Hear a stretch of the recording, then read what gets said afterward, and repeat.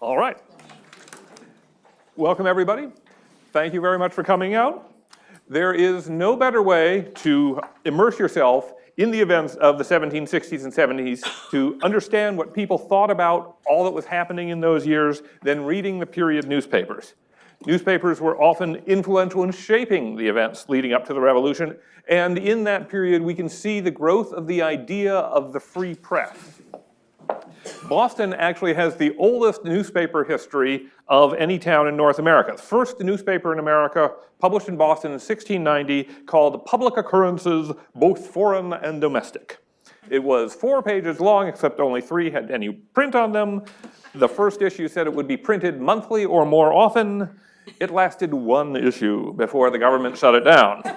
There's only 1 copy of this that survives. It's in the British National Archives because the government of Massachusetts sent it over there to show what a horrible thing was happening. A few years later, in 1704, the Boston Newsletter was founded. This was published weekly by authority, and the phrase by authority meant that it had government endorsement. It was, in fact, published by Boston's postmaster, John Campbell, paying a printer named Bartholomew Green to do the printing. By the middle of the 18th century, the newspaper situation had changed. After 1754, all of Boston's newspapers were independent businesses run by their printers, not by government officials, not by gentlemen paying printers. The printers were still, however, mechanics in the society of the time, which meant that they worked with their hands. They got their hands dirty, very dirty with all that ink. They were not gentlemen. By this time, the British Empire had some sense of a free press as being valuable to the public, to society, to the Constitution. Printers no longer needed to get prior approval for what they printed, as they had back in the previous century. At the same time, newspapers were still under a lot of pressure not to print anything that could damage the government, and it was the government that got to decide what would damage it. This was called seditious libel. So here's the situation in Boston in 1765, which is a good time to start the revolution. There was the Boston Newsletter, published by Richard Draper, who died in 1774. Then his widow, Margaret, took over. There was the Boston Gazette, published by Benjamin Eads and John Gill. The Boston Postboy, published by John Green and Joseph Russell. And the Boston Evening Post, published by the brothers Thomas and John Fleet. Those are the short versions of these newspaper titles. Starting in the 1760s, both the Newsletter and the Postboy took the main title of the Massachusetts Gazette, which signified that they shared the contract to do the Massachusetts province's printing, a valuable contract. And first, they both included a 1-page paper of that name, and then they just folded that information into their regular papers and used the Massachusetts Gazette title. So in fact, there were 2 newspapers being published called the Massachusetts Gazette and Boston Weekly Newsletter, the Massachusetts Gazette, and the Boston Postboy and Advertiser. So it's useful to keep thinking of these as the Newsletter and the Postboy. And if you see references, citations to the Massachusetts Gazette, that's going to be a real problem because you don't know which one it is. Both of these papers, they were getting money from the Massachusetts government, and they leaned a bit toward the Massachusetts government, especially the Newsletter. Government could favor some printers over others by providing or withholding information that was valuable, such as shipping news, or by paying the printers to supply stationery and paper and other things like that as a way to support the overall organization. In contrast, the Boston Gazette was close to the town government, the town of Boston, and it was always pushing back against the provincial government, the royal government. And the Boston Evening Post tried to remain in the middle of public opinion. Each newspaper published once a week, Mondays for the Gazette and the Postboy, Monday evenings for the Evening Post, Thursdays for the Newsletter. The Newsletter had Thursdays all to itself. It was still dominant in that way. Monday was the day of the week after the Sabbath when the work began, so that was a good time to have a newspaper. Thursday was market day, when a lot of farmers came into Boston from other towns, so that was also a good day to publish. In 1765, Boston had 16,000 people, which was about the same as 30 years before. It had been passed in wealth and in population and importance by Philadelphia and New York. But interestingly, Boston still had more newspapers per capita than those larger cities. New York had 3 newspapers, although it's hard to count because they keep going in and out of business. And Philadelphia had 4 newspapers plus 1 in German. Boston, smaller, and it had 4. All those newspapers operated pretty much the same. There were 4 sheets, 1 big sheet of paper folded in half, crowded with type. It started with government announcements, international news copied from other newspapers or occasionally letters, then news from other places in America. Then finally, the local news came at the end. Sometimes printers would include some commentary after a story, but usually they were just reprinting what other people had already printed. Sometimes there was enough story and enough ads for a 2-page supplement. That news wasn't what, by modern standards, we'd consider good journalism. Printers didn't employ reporters to go out and gather the news. They waited for people to bring the news to the print shop, or to bring commentary, or to bring essays. Most people, and it sort of makes sense because if you're publishing once a week in Boston, a town of 16,000 people, something happens on Tuesday, by the time you put out your paper on Monday, everybody already knows what's happened. What they want to know is what the opinions of people are on it.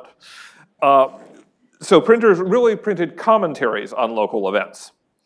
Newspapers also printed shipping news, though not systematically, and the last columns consisted of advertisements, bankruptcy ads, estate settlement ads, ads for newly important goods or newly imported people, people setting up businesses, offering services, and those ads are also a great source for getting a sense of the daily life at the time.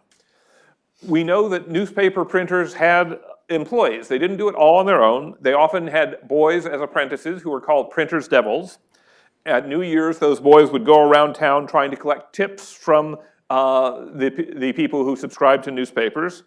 Printers had journeyman employees, young men earning wages, hoping to usually earn enough to set up their own shop somewhere. The Fleet brothers had a family of enslaved people, also named Fleet, working for them, who became printers and engravers on their own. Women worked in and around the print shop too. Ezekiel Russell, who was the brother of one of the Postboy publishers, was also a printer. And Isaiah Thomas wrote on Ezekiel's wife, Sarah Russell, "She was a very industrious, active woman. She made herself acquainted with the printing business and not only assisted her husband in the printing house, but she sometimes invoked her muse and wrote ballads on recent tragical events, which being immediately printed and set off with wooden cuts of coffins, etc., had frequently a considerable run." And we also know that Sarah Russell bought paper for the newspaper for the shop in 1771. Sorry, Ezekiel Russell did not have a newspaper. He did have a wife who did at least half the business. Every so often, from the sources, we get hints at how newspapers were put together. We know, for instance, there's a famous story about Benjamin Franklin as a printer's devil working for his older brother, slipping essays, the Silence Do-Good essays, under the shop door in the morning to be anonymous. Another description of newspaper work comes from John Adams in his diary for September 3rd, 1769. "Supped with Mr. Otis in company with Mr. Adams, Mr. William Davis, and Mr. John Gill," who was one of the printers of the Gazette. "This evening spent in preparing for the next day's newspaper. A curious employment, cooking up paragraphs, articles, occurrences, etc., working the political engine." Obviously, Adams hadn't done this before. Probably Samuel Adams was doing this every week. So it was new to John, and that's why he wrote it down. That shows how close the Boston Gazette was to the local Whig politicians. Literally, Samuel Adams, John Adams, William Davis were coming in and writing out the essays in the shop. It also shows that parts of the Gazette were prepared on Sunday night for publication on Monday. We have another hint about how newspapers worked from a paper dated February 22nd, 1770, referring to the shooting of a boy this afternoon. And that issue also told readers, "The Western Post," i.e. the mail from New York, "not arrived at 2 o'clock." So we know that that newspaper was printed after 2 o'clock on the date on its cover. We also have a hint about government pressure from a memo that Green and Russell, the postboy, sent to the customs office in April 1772. They reminded those officials that they had asked for direction whether to print John Dickinson's Letters from an American Farmer a few years before, as numbers here were extremely pressing and even threatening us if we did not publish them in our newspapers. Your honors declined taking notice of it as a board, but were pleased to advise us as private gentlemen by no means to print the same. We did not, and soon lost the largest part of our subscribers. So they are saying, look, we're taking direction from the board, at least unofficially, from the customs office. You have to support us. Boston's newspapers had always contained political news and essays, but with the Stamp Act in 1765, they got more heated. They got more fundamental about questions of government. The stamp tax hit American printers directly. It made the paper they depended on a little more expensive. It hit the businessmen who were their best customers and advertisers. Benjamin Eads, one of the publishers of the Boston Gazette, became a member of a club of politically minded businessmen called the Loyal Nine. That club organized the first public protest against the Stamp Act under what later became known as Liberty Tree, and of course the Boston Gazette gave that protest terrific coverage. By the end of 1765, Boston was in an uproar over the Stamp Act. The Crown officials gave up on trying to enforce the new laws. The printers were just printing on unstamped paper, chaos, riots, the arguments, however, were still going on in the newspapers. And here's an example I find both entertaining and illuminating. On November 25th, the Boston Evening Post printed a long letter signed YZ, advocating a boycott of goods from Britain as a way to pressure Parliament into repealing the Stamp Act. 1 week later, the Evening Post published another letter addressed to Mr. Y. Zaney. See what they did there? It said, through broad parody, that a boycott was a crazy idea, and that letter was signed Gloria Mundi. On December 9th, YZ wrote back, "Never was a man more surprised than I was to observe the product of a madman, whose wickedness had made him so, in a piece in last Monday's papers." YZ challenged Gloria Mundi to identify himself publicly. YZ also included slightly veiled hints about Gloria Mundi being hanged. On the same day, the Boston Gazette included a letter from Mr. H supporting YZ. And by supporting YZ, I mean he attacked Gloria Mundi as having not cash, care, or continence. Careful readers could see hints in those letters that the people writing them thought that Gloria Mundi was a merchant named Samuel Waterhouse, who was known for writing poems of biting wit attacking James Otis. In the next Evening Post, a letter, this time clearly from Samuel Waterhouse, denied that he was Gloria Mundi, and Waterhouse said that he also looked down with equal and ineffable contempt on all the three pieces and the three scrawlers. Well, YZ didn't accept Waterhouse's denial. The next week, he attacked Gloria Mundi again. He claimed that Waterhouse had tried to get the job of stamp agent, which was a terrible thing at this time. And he ended with verses concluding, "Then, nameless critic, than thou seeking tool, thou shalt appear a villain and a fool." As for H, his reply got to the Gazette too late to be printed. So Eads and Gill included it in their next issue on December 30th, and H pulled out all the stops. "Such low-bred, low-lived, idle, restless, unprincipled wretches as Gloria has proved himself, being as tired of the world as the world is of them, would deride and mock at their punishment even on the gallows, and the dying speech would be, 'Come one, swing for it with a wry neck and a pissed set of breeches, and it will all be over.'" On January 6th, the Evening Post ran another denial from Waterhouse, and it ran his counterattack on H, which said in part, A performance where such ridiculous inability, such illiberal Grub Street, such raving Billingsgate, together with the most flagrant as well as the most injurious and atrocious calumnies, maintain throughout a perpetual contest for superiority, and completely evince to the public the folly, stupidity, solecism, meanness, falsehood, and envy, as well as the most abandoned impudence of its awkward, petulant, and every way contemptible paper scratcher. And then he added, and yet it must be added that should ever this rude and younger grammarian usher into public notice any more of his curious and most astonishing pieces, and should he be found in the same active voice and indicative mood, the invited freedom will be taken particularly and pleasantly to remark him, and at the same time to scrutinize his very notable performance on the feminine gender and the conjugation copulative. What was that all about?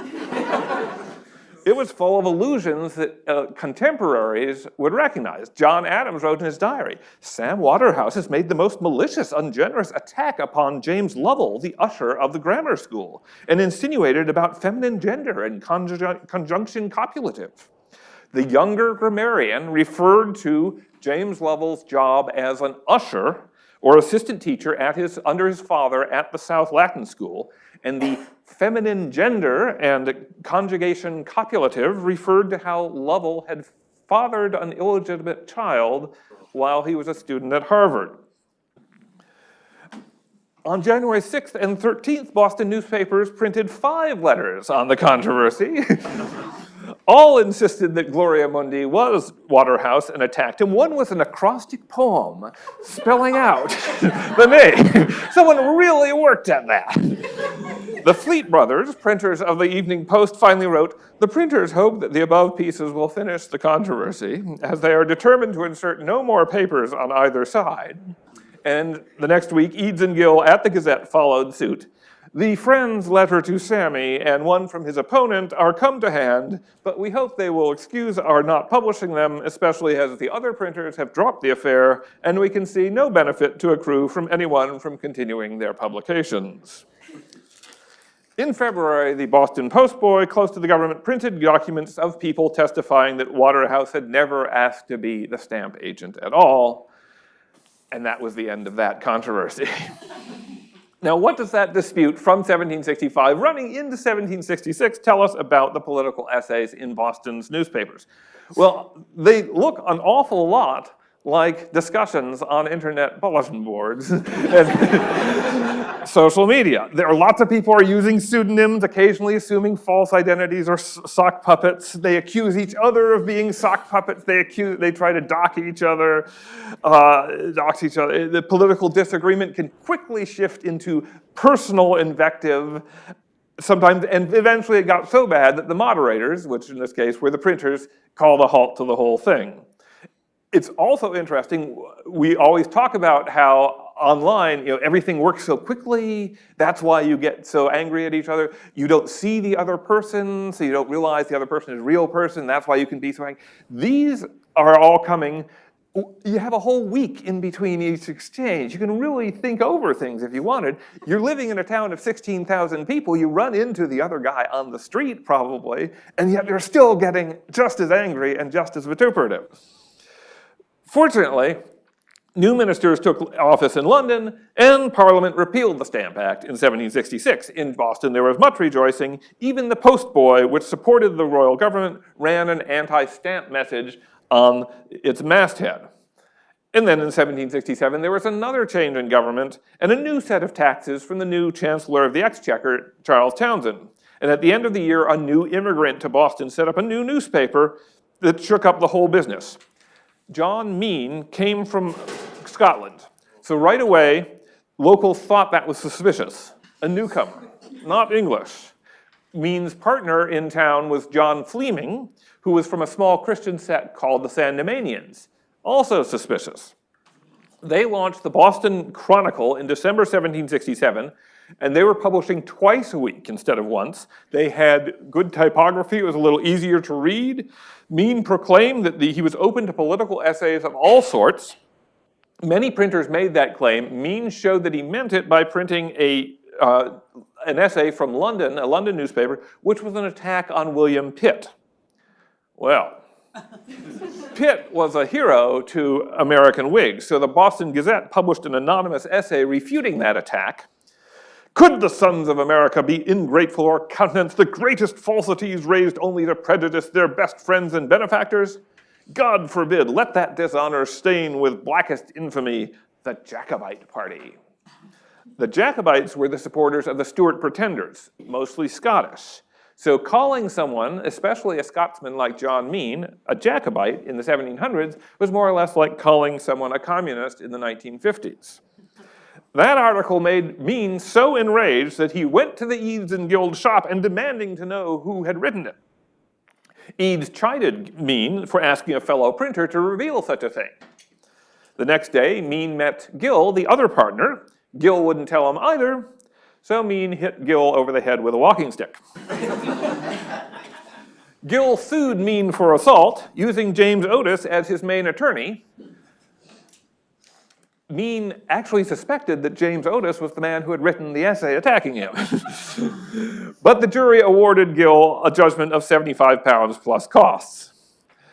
Opposing the Gazette and James Otis made John Mean's Boston Chronicle the Customs Office's favorite newspaper, and Mean started getting all the Customs Office business.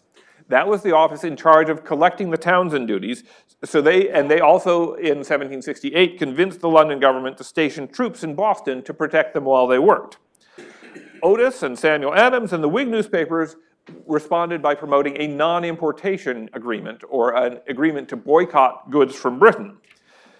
Ironically, one of the types of goods, one of the commodities accepted from that boycott, excused from it, was paper, because there just wasn't enough paper being made in North America. Customs men had professional and financial reasons to break the boycott, so they leaked documents to Mean, their favored printer, records showing what incoming goods captains had declared when they came to report to the customs office. And those documents strongly suggested that the same Whig merchants who were promoting the boycott were also breaking the boycott, while lying to the smaller merchants and shopkeepers.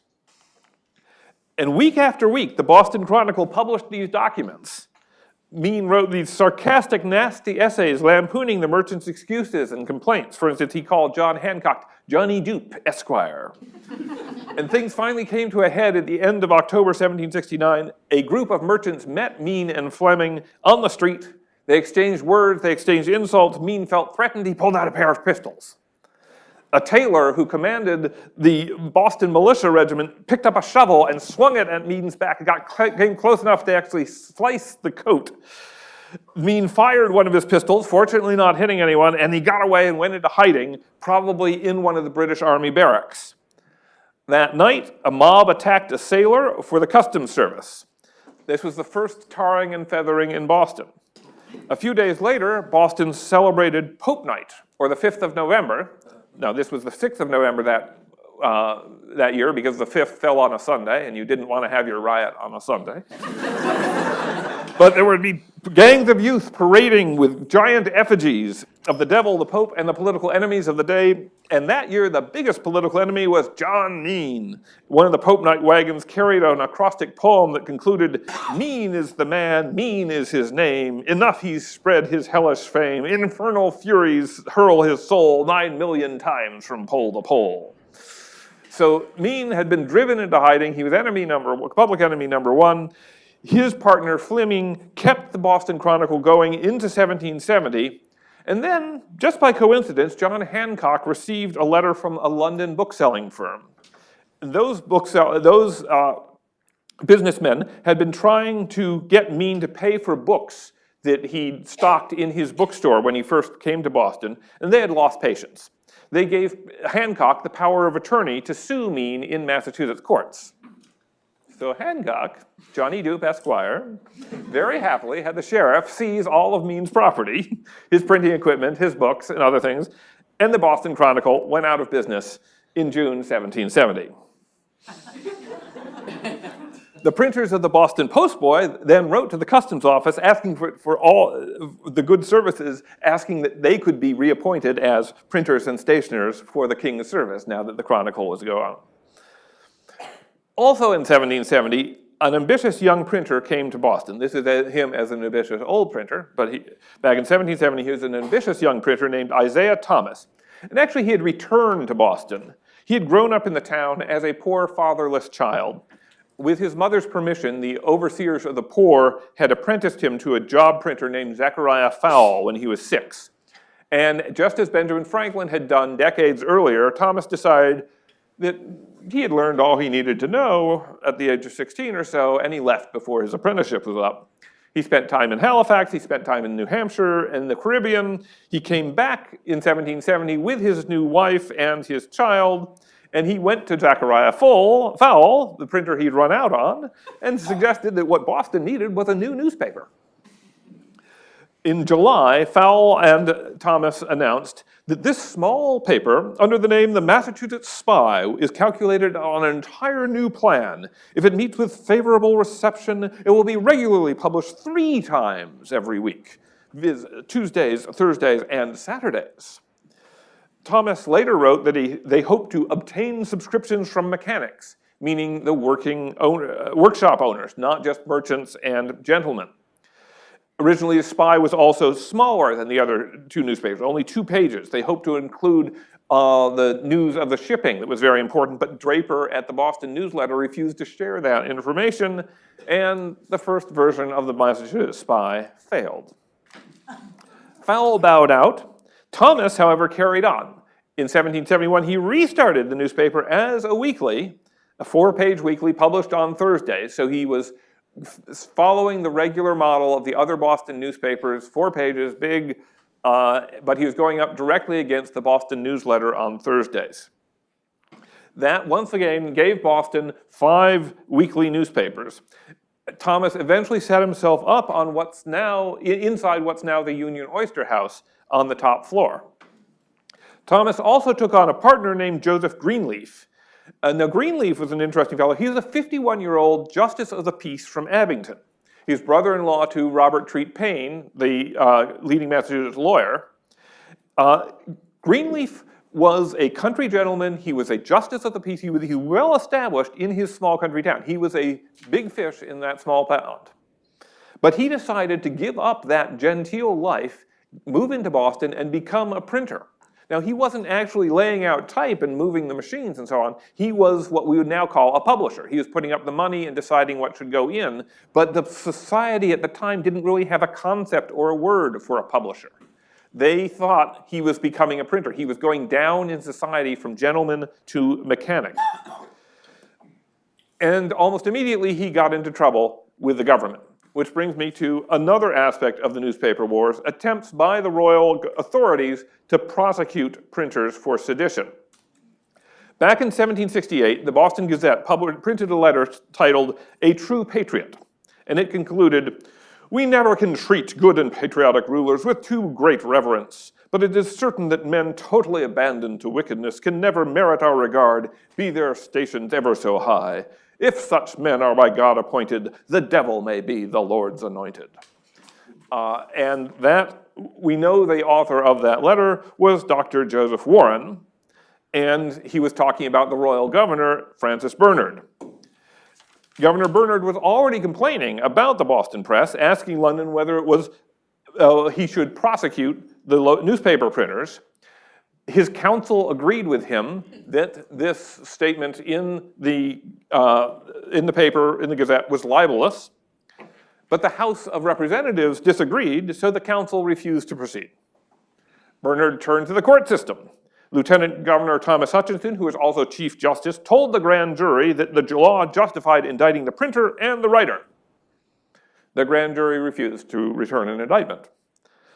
And meanwhile, all this time, the Gazette kept printing comments from the True Patriot about his own case and government tyranny and just piling it on. The free press had won. Governor Bernard had been unable to get any branch of the government to support him in shutting down this newspaper. In the early 1770s, the Massachusetts Spy became the outlet for some of the harshest Whig essays.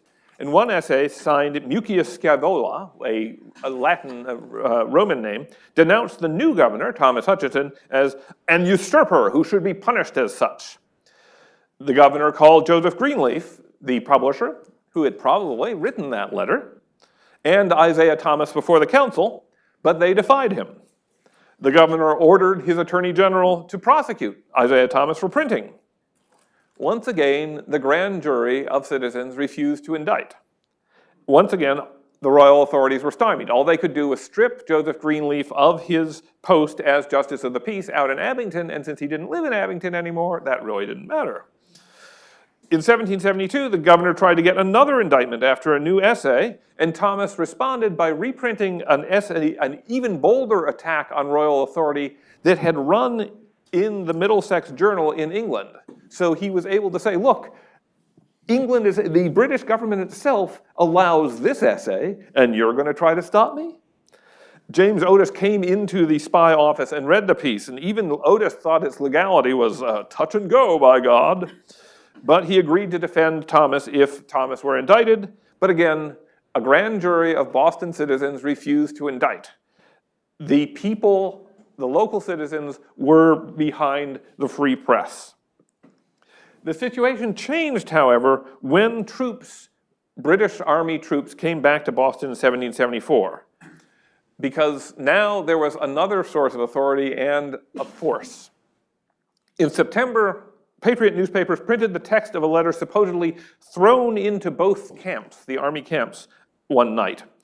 It was addressed to the officers and soldiers of His Majesty's troops at Boston. That letter gave the list of leading rebels and asked that the instant rebellion happens, that you will put the above persons immediately to the sword, destroy their homes, and plunder their effects.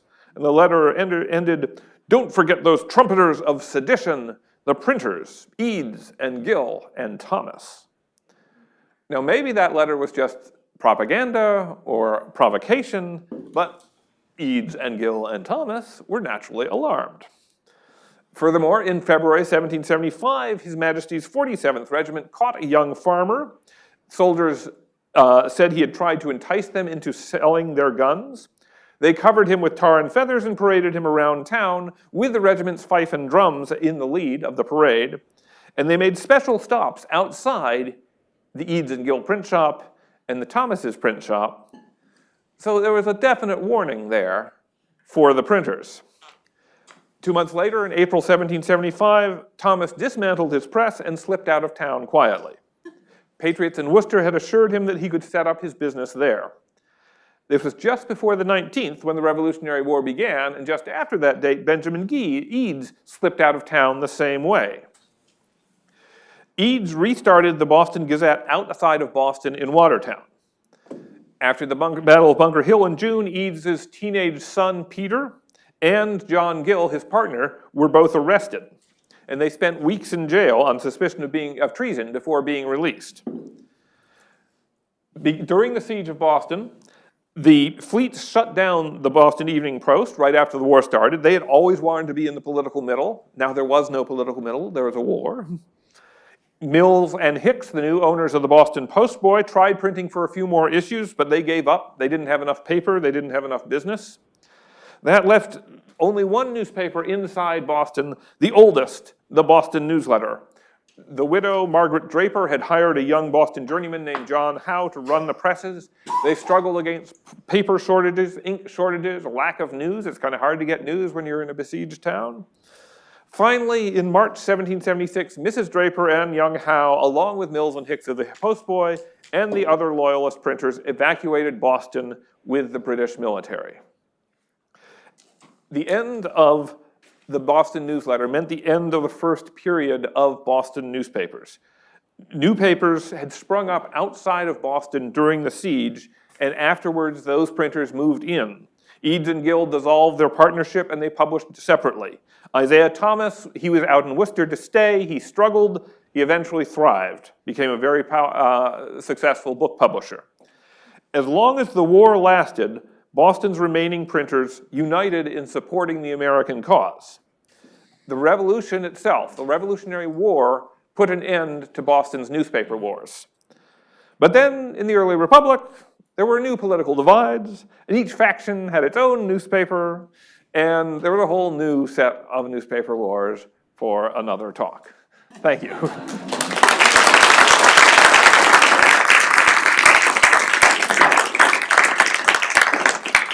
Now we've got a few minutes for questions or comments about what I said. Sam.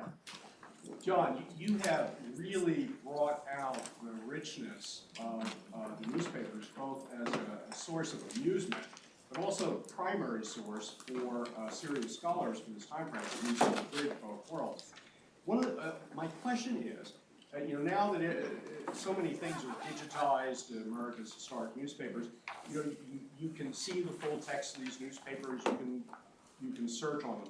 But what it doesn't tell you is the relative distribution, what the readership was. I realize you're dealing with a time frame where there was no official, circulation figures. How do you wrap your mind around that? That's a good question. How do you know how many people are reading newspapers? How many, what their reach is, things like that. And unfortunately, practically our only source for that information is the printers themselves, who tended to brag. Or if they were like Mrs. Draper going to the Loyalist Commission talking about how much business they lost, they had every reason to inflate their figures. Isaiah Thomas was just happy to announce that he was the most popular printer in Boston, and so on. And it's really hard. There are people who specialize in this, and they look at these estimates and they make a guess.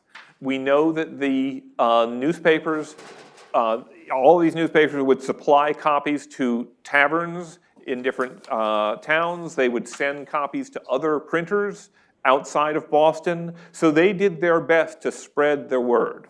And we can therefore feel confident that when the news was getting to lots of towns, eventually, maybe a week later,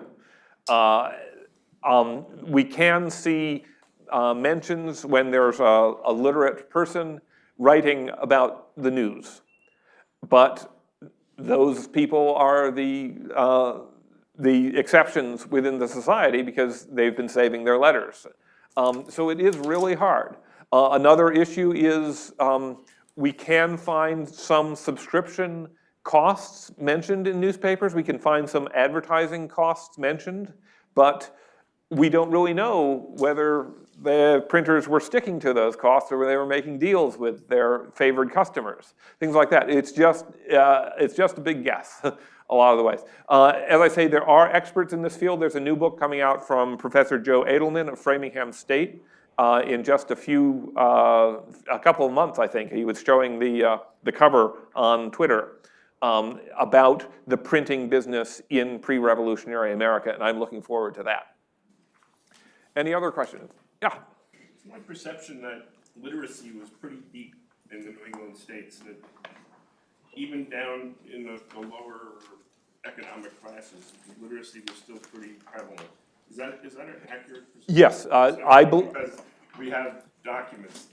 Yeah, I agree. One of the wonderful things about being Calvinist zealots is that the New Englanders really believed in reading the Bible, which meant teaching everybody, including girls, including blacks and Indians, to read.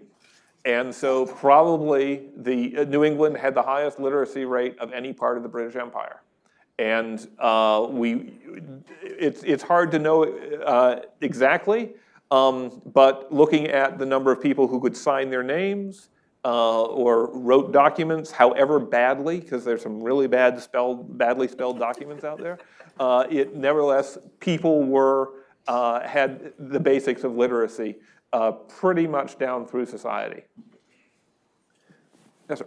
I think the concept of editing existed in this era, because I was struck when you're reading the excerpt from these long, vituperative letters, that someone was typesetting each. Yeah. Sunday night gets on, you're like, really, do I want to keep doing this for 2 hours? And also interestingly, there's the printers had different style sheets. So some of them would capitalize every noun and others wouldn't. So obviously they were looking at some of the same text and doing it differently. And I think I think the young printers just got into a zone, and like letter by letter by letter by letter by letter, and that's the only way they could do it. And we don't. About brevity or clarity or doing it. No, I mean they needed to fill that space. They were getting free copy, and the people who were writing those letters were gentlemen of the society who were also their customers. So they were doing service for their customers by printing those things. Every so often you'll see a line in italics, which is often the printer's own commentary on what has come before. There are those times when the printers say, we don't have space for this, or we're not going to do it, but they do not seem to go through and sit down with their thing and say, do you really want to say it this way? Do you really think? They don't seem to have done that. They seem to have been very deferential to their contributors. And in some cases, as in the Silence Do-Good essays that James Franklin was printing in the early part of the 1700s, or some of the essays I read here, they clearly had no idea, or they pretended to have no idea, who was sending them material. So they just felt that their job was to put it letter by letter and put it into print, not to decide or edit what was coming through. Yes, and back. John, this is really great. Thank you. So I noticed that you mentioned that after the siege, a lot of the newspapers went under. And so I was kind of curious, and I was kind of surprised to know that a lot of the newspapers in the 1750s, 60s, and even 70s were only once a week. Mm-hmm. With Patriots Day, like the conquered Lexington battle, did you notice any differences between, or say like the Boston Newsletter that would have came out the day after that, and other newspapers that might have come out on Monday? Any difference in the writing of that? Oh yes, are there differences in the coverage based on if things happened? And yes, definitely. There is a, let's see, on Thursday, February 22nd, 1770, there was a small riot in which a boy was killed. And I quoted a bit from a newspaper there who was saying, we have received this report of somebody being killed age 14, and by Monday they knew that the boy was only 10 or 11, and things like that. The Boston Massacre occurred on a Monday night. It took a whole week before the Boston Gazette had its coverage, but its coverage, they had really been able to use that week to prepare. So they had ornaments of coffins carved by Paul Revere and other things. They made a big deal. Whereas the Boston Newsletter, which was coming out Thursday, they didn't even have Crispus Attucks' name yet. So you can see over the course of a week or two the development of the story as more information arrives at the printers, and the development of the party line as they and their contributors decide how they're going to spin this. So don't just, if you're looking for news, don't just read the next issue, follow it up all the way through. Yes, ma'am, and then sir. The printers, do the printers ever like copy to generate controversy and sell papers? Did the printers themselves write copy to generate controversy? That's an interesting question. I don't think the printers themselves did. Certainly not the way the much more active, vaster press of, say, the 1830s did, where they were literally making things up just to get a mass audience. I think that they may, however, have printed things knowing that it was going to, as with these disputes, it was going to sell papers. So that was one reason why they would print something so vituperative. It's rare that we actually see something that's clearly from the printers themselves, clearly written at a long space. I don't think they saw themselves as educated enough to do that, and they were busy setting the type. So regarding how the distribution occurred, I'm curious because in later centuries, particularly during the era of yellow journalism, one of the big aspects of newspaper wars was the little tricks and things that they would do on the selling on the street side. Did you have any sense that these printers were doing anything unusual or interesting in order to get their papers in front of people or to kind of stab the other guy in the back? That's a good question. Were they doing things to sell the papers out on the streets? And I don't see that happening. The boys who delivered the newspapers. At the end of the year, they would go around with what are called carrier verses, printed broadsides asking for tips. And they would often say, we are the boys that bring you the Gazette, that bring you the Courant, or whatever it is. So clearly there is the sense of a newspaper boy. But they were only doing that once a week. So the rest of the time they would have been in the office helping with the printing. And it looks like they were doing it mostly with subscriptions. I don't think that there was a competition on the street corner between two newspaper boys from rival papers. I think they were just getting it out to the taverns, to their subscribers, and letting it spread from there. But again, this is an area where we don't have a lot of sources. We don't have any descriptions of newspaper criers at the time. So that suggests that that hadn't yet developed. Okay, I got, yep. What about the illustrations? We saw that on Boston and Country Gazette. Did the other newspapers also have illustrations? Every so often, they would have an illustration. They would, if you did an illustration, it was a lot of effort to get one. Did they repeat it? Yes, if you went to the trouble of carving a woodcut, you would use it however you could. So for instance, I did an article once tracing a woodcut of a woman holding a musket, which Zachariah Fowle had, and he would just use it, anytime he was printing a little book that involved a woman character, he would throw that in there, whether or not she had anything to do with a musket. So we have now 7 minutes until the next session, so I'll be happy to talk with folks who still have questions outside, but I feel like we need to let people come in here. Thank you all very much.